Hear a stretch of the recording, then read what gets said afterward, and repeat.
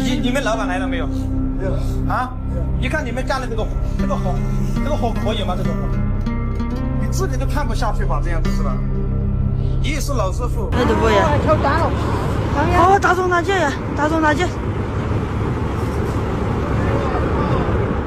10달. 기술적 기적이라 칭송받던 한 구조물이 깊은 협곡 아래의 잔해로 추락하기까지 걸린 시간이다. 한때 스넨의 자부심이던 꼬치다리는 무너져 내렸다. 다행히 희생자는 없었다. 그러나 그 붕괴의 메아리는 금속이 꺾이는 소리에만 머물지 않는다. 그것은 사회의 기초를 따라 번져가는 더 깊은 균열을 알리는 경고처럼 울려 퍼진다. 그 균열은 다리에만 존재하지 않는다.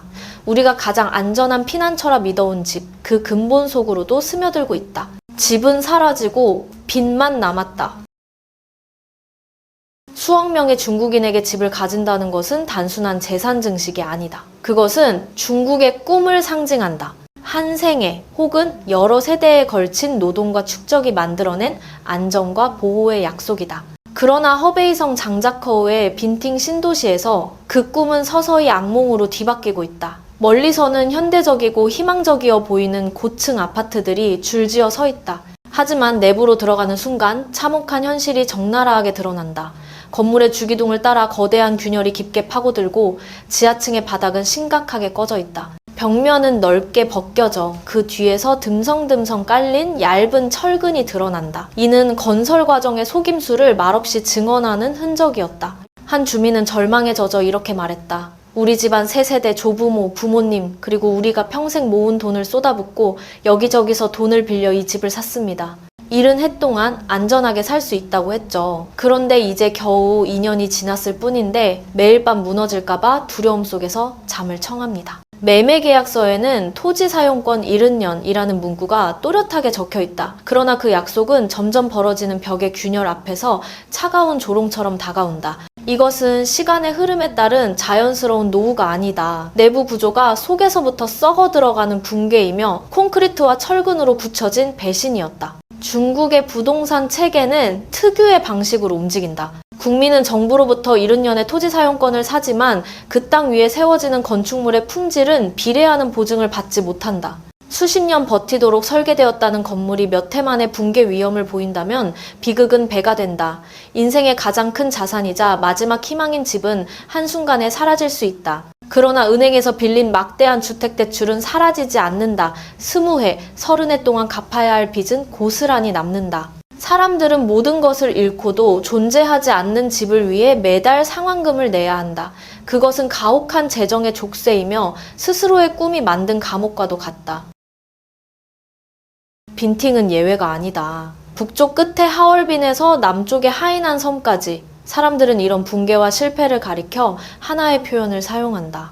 두부처럼 부서지는 공사, 곧 더우프자 공청이라 불리는 말이다. 이 뼈아픈 용어는 1909, 18년 양쯔강의 기록적인 홍수로 허약한 제방이 무너졌을 때 당시 주룽지 총리가 사용한 것으로 알려져 있다. 그 이후 이 표현은 일상 언어 속에 깊이 박혀 부실하게 지어지고 속임수로 얼룩진 모든 공공 민간 시설을 향한 시민들의 고발장이 되었다. 그것은 단순한 단어가 아니라 믿음을 저버린 체계 전체를 향한 사람들의 냉혹한 판결에 가깝다. 엣진에서는 한 동이 아파트가 가로등의 수직선 옆에서 위태로운 각도로 기울어서 있었다. 후난성 화이와에서는 다리 난간이 손 하나만 밀어도 흔들릴 만큼 불안정했다. 다른 지역에서는 시민이 맨손으로 벽을 긁자 회반죽과 모래가 분필가루처럼 떨어져 내렸다. 장수성 단양에서는 한 주거 건물이 기초부터 지붕까지 갈라져 붕괴의 순간을 기다리고 있었다. 이 용어는 재료의 질만을 지적하는 것이 아니다. 그것은 근본부터 썩어버린 시스템 전체를 묘사한다. 사람들을 지켜야 할 요새 같은 구조물들이 두부 한 조각처럼 허물어지고 그런 건물 하나하나가 수백만 명의 발밑에 놓인 시한폭탄이 되어 매일같이 생명과 재산을 위협하고 있었다.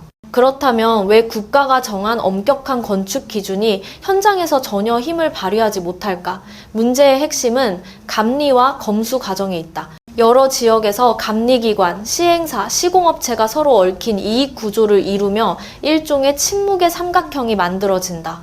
중공품질 도장은 호화로운 만창과 두툼한 봉투로 쉽게 사고 팔린다. 안전을 위해 존재해야 할 절차는 형식만 남은 연극으로 전락한다.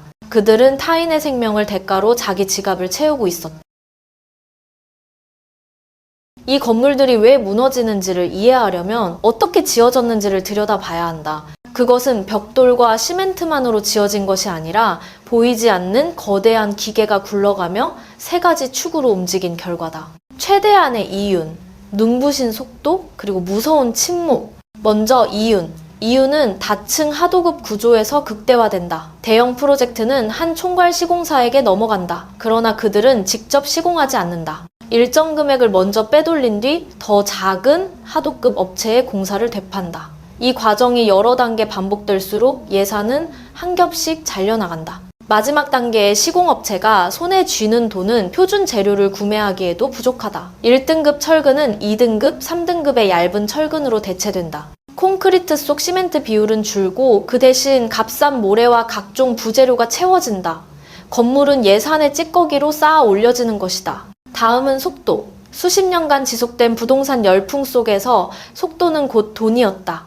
토지금융의 소용돌이는 지방경제의 핵심 동력으로 자리 잡았다. 지방정부는 재정 확보를 위해 하늘 높은 줄 모르게 땅값을 올려 팔고, 시행사는 그 엄청난 금액을 치르고 난 뒤 가능한 한 가장 빠른 속도로 아파트를 지어 분양해 자금을 회수해야 했다. 충분한 시간과 정교함을 요구하는 안전과 품질은 그 과정에서 최적화라는 이름 아래 줄여지고 삭제될 수 있는 항목으로 취급되었다. 그리고 마지막 요소이자 이 체계를 굳히는 접착제 침묵. 감독기관의 침묵은 위반을 모른 척하는 침묵이었다. 언론의 침묵은 검열 앞에서 입을 닫은 침묵이었다.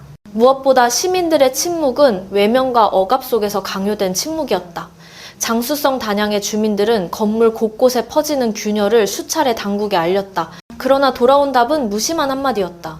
구조 안전에 영향 없습니다. 그 말이 무색하게 그들은 어느 날 갑자기 긴급 대피 명령을 받고 집을 떠나야 했다. 건물은 언제든 무너질 수 있는 상태였다. 재앙이 드러나고 더 이상 균열을 감출 수 없게 되었을 때 또 하나의 싸움이 시작된다. 그것은 무너진 삶을 되찾기 위한 정의의 싸움이며 그 싸움에서 보통 사람들은 언제나 홀로 서야 한다. 그들은 봉인된 아파트 앞에 말없이 서 있고 끊어진 엘리베이터 때문에 높은 층의 베란다에서 밧줄을 내려 짐을 옮긴다. 분노와 절망을 인터넷 공간에 쏟아내지만 그 목소리는 빠르게 묻혀 사라진다. 법적 구조는 대개 대기업과 지방정부와 얽힌 이해관계자들의 편에 서 있다. 시행사를 상대로 소송을 제기하는 일은 막대한 비용과 몇 해에 걸친 시간을 요구하고 성공 가능성은 거의 없다. 품질 부실을 보여주는 증거가 아무리 명백해도 종종 설득력이 부족하다는 이유로 외면된다. 작은 규모의 항의 집회는 사회 안정 유지라는 명목 아래 곧바로 해산된다. 결국 피해자는 살 수도 없는 집, 감당하기 어려운 대출, 그리고 텅 빈 두 손만을 안고 남겨진다. 이 시스템이 품고 있는 가장 큰 모순은 바로 여기에 있다. 사회의 최우선 가치가 안정이라 강조되지만 정작 그 안정의 기반이 되어야 할 가장 기본적인 물리적 법적 안전망, 살 수 있는 집과 접근 가능한 정의이야말로 가장 쉽게 부서지는 존재가 되어버렸다는 사실이다. 무너진 다리는 다시 세울 수 있다. 손상된 건물은 헐고 새로 지을 수 있다. 그러나 한번 금이 가고 무너져 내리면 가장 회복하기 어려운 것은 신뢰다. 집이라는 약속에 대한 신뢰, 법과 제도가 공정할 것이라는 신뢰, 그리고 평생의 노동과 희생이 탐욕과 무책임 때문에 모래처럼 흩어지지 않을 것이라는 신뢰. 두부공정이라 불리는 이 건물들은 단순한 기술적 실패가 아니다. 그것은 도덕의 붕괴이며 한 나라가 앞으로 나아가는 길 위에 근본적인 질문을 남긴다. 사회의 가장 작은 단위이자 삶의 터전인 집이 거짓과 값싼 재료 위에 세워진다면 그 사회의 미래는 과연 무엇을 기반으로 세워질 수 있을까? 이 이야기에 대한 당신의 생각을 아래 댓글로 나누어 주시길 바란다. 그리고 이런 이야기들이 더 깊이 조명되고 더 널리 알려져야 한다고 느끼신다면 구독과 알림 설정을 통해 이 여정에 동행해 주시기 바란다. 여러분의 한 번의 클릭, 한 줄의 의견이 침묵을 깨뜨리는 목소리가 될 것이다.